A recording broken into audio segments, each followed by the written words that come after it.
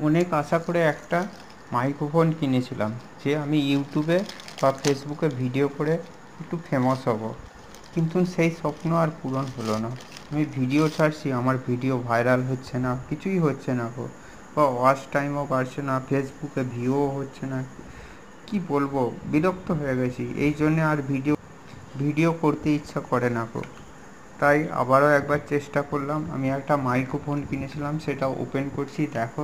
তোমাদের যদি ভালো লাগে একটা লাইক, কমেন্ট, শেয়ার করবে প্লিজ বন্ধুরা।